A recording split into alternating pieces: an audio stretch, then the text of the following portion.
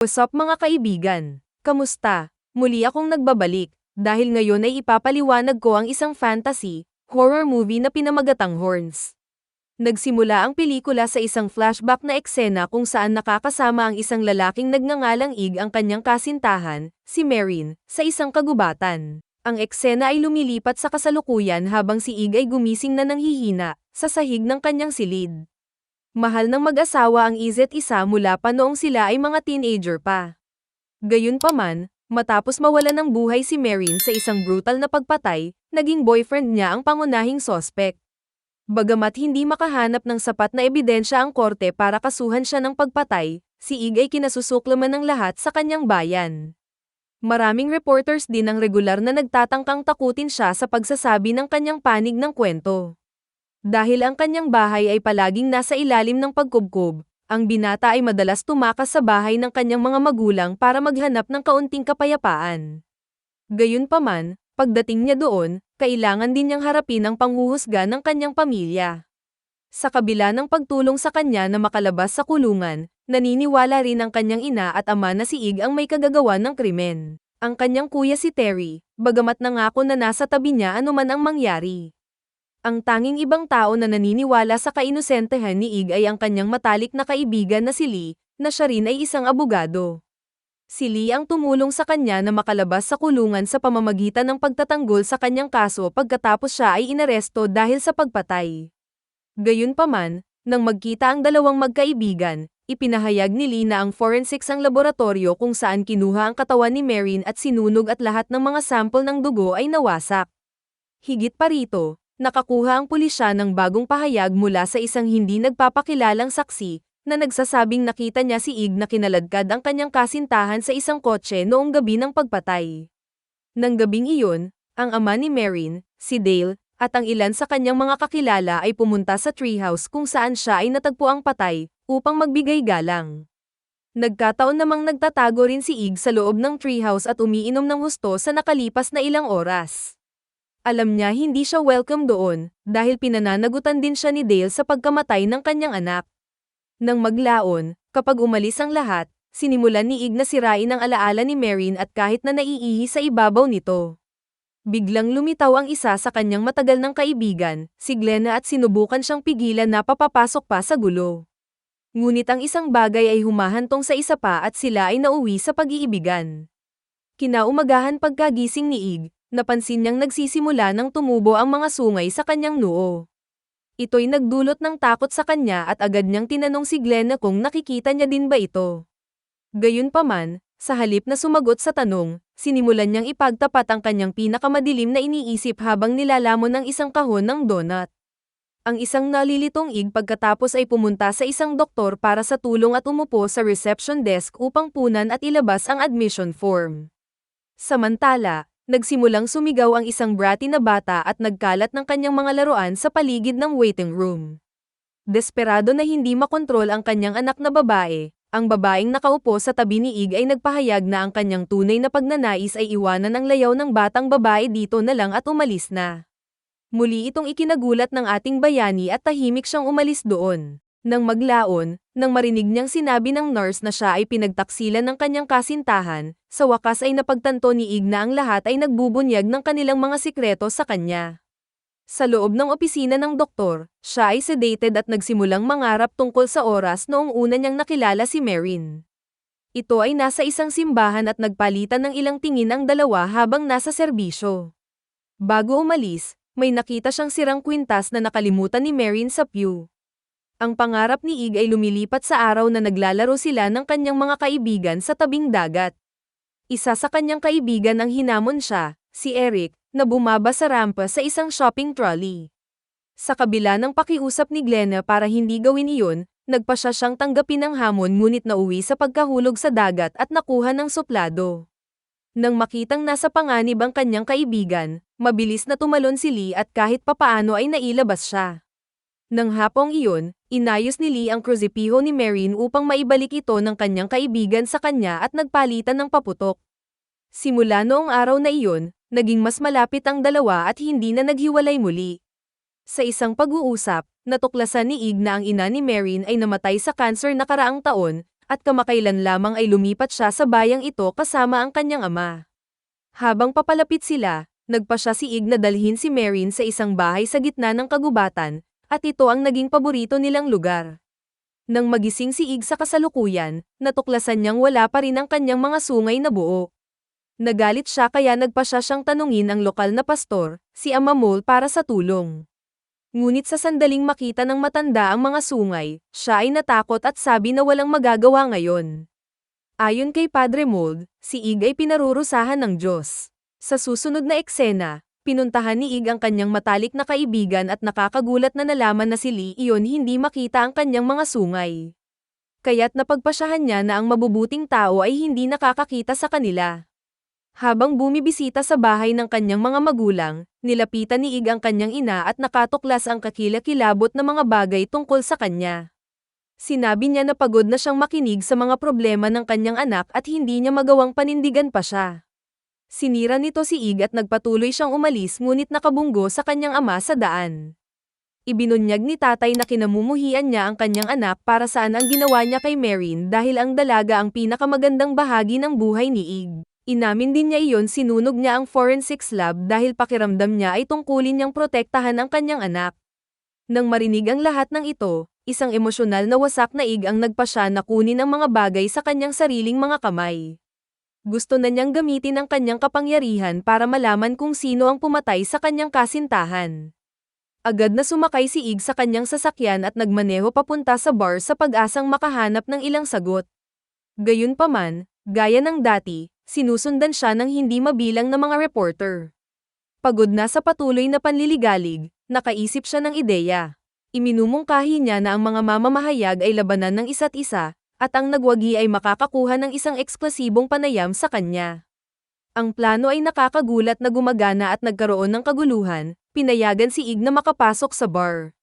Nang walang pag-aaksaya ng anumang oras, pagkatapos ay ginagamit niya ang kanyang kapangyarihan upang pilitin ang lahat upang ibunyag ang anumang impormasyon na alam nila tungkol sa gabing namatay si Marin. Nakakakuha ito ng maraming account mula sa iba't ibang customer ngunit tila wala sa kanila ang pakinabang sa kanya. Nang malapit na siyang umalis, isiniwalat ng isang matandang lalaki na isang waitress ang nakakita sa kanya at kay Marin sa nakamamatay na gabing iyon. Siya ay ang nagsumbong sa pulis tungkol sa nakitang pagkaladkad ni Ig sa walang buhay na katawan ni Marin sa kanyang sasakyan. Kasunod nito, bumalik si Ig sa kanyang sasakyan at nagsimulang mag-isip tungkol sa araw kung kailan siya ay magpo-propose sa pag-ibig ng kanyang buhay. Si Lee at Terry lang ang nakakaalam ng sorpresa, at lalabas daw sila sa bar para mag-celebrate. Gayunpaman, nang magkita ang mag-asawa, inihayag ni Mary na lilipat siya sa Los Angeles at ayaw na niyang magpatuloy sa kanilang relasyon.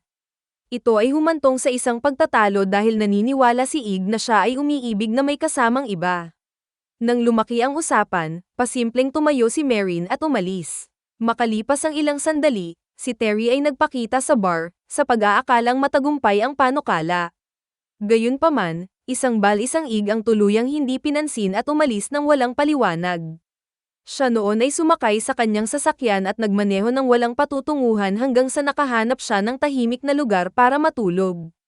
Kinaumagahan, ginising si Ig ng dalawang pulis, na nagtanong kung kailan ang huling pagkakataon na nakita niya si Marin. Nagpadala ito sa kanya sa pagpapanik at agad niyang napagtanto na may nangyaring masama sa kanya. Nakonsensya sa pakikipag-away sa kanya kagabi, naging emosyonal si Ig at sinabing kasalanan niya ang lahat. Sa kasamaang palad, kinuha ito ng mga pulis bilang self-admission ng krimen, at mula noon, si Ig ang naging pangunahing sospek sa pagpatay kay Marin. Sa kasalukuyan, kinumpronta ni Ig ang waitress na nagsumbong sa kanya bilang sospek. Tanong niya kung bakit siya nagsinungaling sa pulis tungkol sa pagkakita sa kanya na kinaladkad si Marin sa kotse.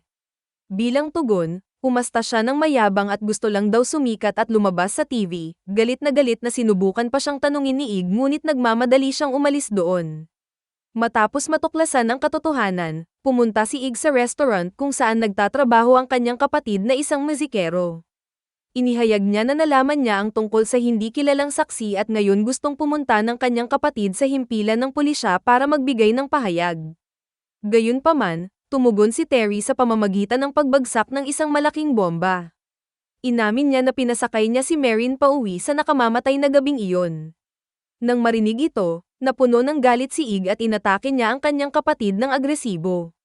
Sinabi ni Terry na inalok niyang iuwi ang dalaga, ngunit sa daan, nagpa siya ito para lumabas ng sasakyan. Sinubukan niyang tawagan siya pabalik, ngunit sinabi niyang kailangan niyang pumunta sa treehouse. Dahil lasing at pagod si Terry, nagpa siya na lang siyang hintayin siya at tuluyang nakatulog. Kinaumagahan, pagkagising niya, may nakita siyang bato na may bahid ng dugo sa upuan ng driver. Dahil dito natakot siya at agad siyang sumugod sa kakahuyan para hanapin si Marin, para lang mahanap siya bilang isang walang buhay na katawan malapit sa puno. Nalungkot si Terry sa nakita ngunit mas nag-aalala siya na lilitisin bilang sospek. Sa makatuwid, inalis niya ang lahat ng ebidensya na maaaring mag-ugnay sa kanya sa krimen. Nagpa siya din siyang huwag sabihin sa sino man ang tungkol sa nangyari sa nakamamatay na araw na iyon. Sa kasalukuyan, napagtanto ni Ig na alam ng kanyang kapatid ang mahahalagang impormasyon na iyon maaaring makatulong sa kanya na linisin ang kanyang pangalan. Sa sobrang galit, sinimulan niyang bugbugin si Terry ngunit hindi nagtagal ay dumating ang mga pulis at inaresto siya dahil sa paggawa ng eksena. Kinaumagahan, nagawang piyansahan siya ni Lee at nakipag-usap ang dalawang kaibigan. Pero sa gitna nito, napansin ni Ig na suot niya ang crucifix ni Marin. Ito ay biglang nagdulot sa kanya ng pagkatanto, na ang kanyang matalik na kaibigan ay ang lalaking minahal niya, at iyon ang dahilan kung bakit sila naghiwalay. Nang gabing iyon, pumunta si Ig sa isang abandonadong gusali at sinisikap niyang alisin ang mga kakaibang sungay na iyon sa pamamagitan ng nauntog ang ulo sa sementadong pader. Ngunit sa lalong madaling panahon, napagtanto niya na ang lugar ay pinamumugaran ng mga ahas, at lahat sila ay gumagapang patungo sa kanya. Agad siyang kumuha ng isang piraso ng kahoy upang ipagtanggol ang sarili ngunit napagtanto na ayaw siyang saktan ng mga ahas. Sa halip, ang isa sa mga reptilya ay umakyat sa kanya at pumwesto sa kanyang leeg na parang alagang hayop. Sa sandaling ito, si Ig ay sinakop ng mas malakas na pagnanais na magiganti laban sa lahat ng mayroong pagkakasala sa kanya. Nagpa siya siyang turuan silang lahat ng leksyon, simula sa waitress. Mamaya, naghahanda siyang umuwi pagkatapos ng kanyang shift, at si Ig ay palihim na pumasok sa likod ng kanyang sasakyan. Pagkatapos ay inutosin niya ang isa sa kanyang mga ahas para kagatin ang kanyang mukha, sinisira ang mismong bagay na kinahuhumalingan niya, ang kanyang kagandahan. Susunod, nagmaneho siya sa bahay ng kanyang kapatid at nahuli siyang ginagamit ang lahat ng mga uri ng ipinagbabawal na sangkap. Ginagamit ni Ig ang kanyang kapangyarihan para pilitin siyang kainin ang lahat ng mga sangkap na iyon ng sabay-sabay. Ang kanyang layunin ay hindi upang maalis si Terry ngunit upang mahulog siya na koma at pahirapan ang lahat ng pinagdaanan ni Marin. Makalipas ang ilang minuto, si Terry ay may nakakatakot na mga guni-guni at siya ay napupunta sa isang estado ng kumpletong pagkabigla. Pagkatapos nito, inayos ni Ig ang pakikipagpulong kay Lee at agad na hinubad ang kwintas ni Marin mula sa kanyang leeg. Nakapagtataka, nakikita na ng huli ang mga sungay at ito pala ay pinipigilan siya ng kwintas na gawin iyon. Ngayong nalantad na si Lee sa mahika, tinapos niyang ihayag na siya ang pumatay kay Marin. Kasunod nito, ipinakita sa atin ang isang montage ng mga flashback. Ito ay ipinahayag na si Lee ay umiibig din kay Marin at labis na nagseselos kay Ig sa buong pagkabata nila. Sa gabi na nakipaghiwalay si Marin kay Ig, sinundan siya ni Lee sa kakahuyan. Mali ang akala niya na siya ay nagpapadala sa kanya ng senyales at nakipaghiwalay na siya kay Ig para makasama siya. Nang ipilit iyon ni Marin minahal niya si Ig higit sa sino man sa mundo, pinilit ni Lee ang sarili sa kanya ng galit na galit at pinatay na may dala siyang bato. Pagkatapos ay inagaw niya ang kwintas nito at itinanim ang dagwang bato sa sasakyan ni Terry. Sa kasalukuyan, nagkaroon ng away sa pagitan ng dalawang lalaki at kalaunan ay nadaig ni Lee si Ig. Matapos siyang bugbugin ng masama, isinakay niya ito sa kanyang sasakyan at sinindihan ito ng apoy. Pagkatapos ay bumalik siya sa lungsod, na sinasabing inamin ni Ig ang krimen at ginawa ang hindi maisip. Lingid sa kanyang kaalaman, iniligtas ng mga sungay si Ig mula sa apoy, bagamat siya ay nasusunog at pumangit. Kinaladkad niya ang sarili sa bahay ni Marin at sa wakas ay nakumbinsi niya ito sa ama na siya ay inosente. Pagkatapos nito, inilagay niya ang locket sa kanyang leeg bilang ito ang tanging alaala niya sa kanyang minamahal. Sa sandaling gawin ito ni Ig, ang kanyang katawan ay himalang naibalik at nawawala ang mga sungay. Pagkatapos ay ibinigay sa kanya ng ama ni Marin ang susi ng kanyang lockbox, na mabilis niyang binuksan. Sa loob nito, nakita ni Ig ang isang tala mula kay Marin, na nagpapakita na alam niyang magpo-propose na sana siya. Maluha-luha siyang nagbabasa habang ipinapaliwanag ng liham na namamatay siya sa cancer at ayaw niyang magduse siya, kaya itinulak niya siya sa ilalim ng pagkukunwari na may mahal siyang iba. Kasunod nito, binisita ni Ig ang kanyang kapatid na nagpapagaling sa ospital. Siya ay nagbubunyag na ito ay ang kanyang matalik na kaibigan na si Lee, sa likod ng lahat ng ito. Nabigla si Terry sa impormasyon habang siya ay laging iniisip na mabuting tao si Lee. Nag-aalok siya upang tulungan ang kanyang kapatid na makaganti, ngunit kilala ni Ig si Terry ay wala sa kondisyong lumipat, kaya nagpasya siyang mag-isa. Hindi nagtagal ay nakarating siya sa bahay ni Lee ngunit napagtanto na ang huli ay walang alaala sa naunang away sa pagitan nila. Kaya, niyaya niya si Lee na mamasyal sa kagubatan at dinala siya sa lugar kung saan pinatay si Marin. Di nagtagal, nagpakita rin si Terry kasama ang isang pulis, at kino-corner nila si Lee para umamin. Gayunpaman, kapag ang lahat ay ginulo, inagaw ng tusong lalaki ang baril ng opisyal at pinatay siya, habang sinasaktan din si Terry. Sa kritikal na sandali na ito, pinunit ni Ig ang kwintas ni Marin, na naging sanhi ng pag-usbong niya ng isang pares ng mga pakpak. At sumabog sa apoy. Sa huli ay nag-transform siya sa isang demonyong halimaw na may malalaking sungay at nagniningas na katawan. Binaril siya ng isang natakot na Lee ng ilang beses sa point-blank range, pero nakatayo pa rin si Ig.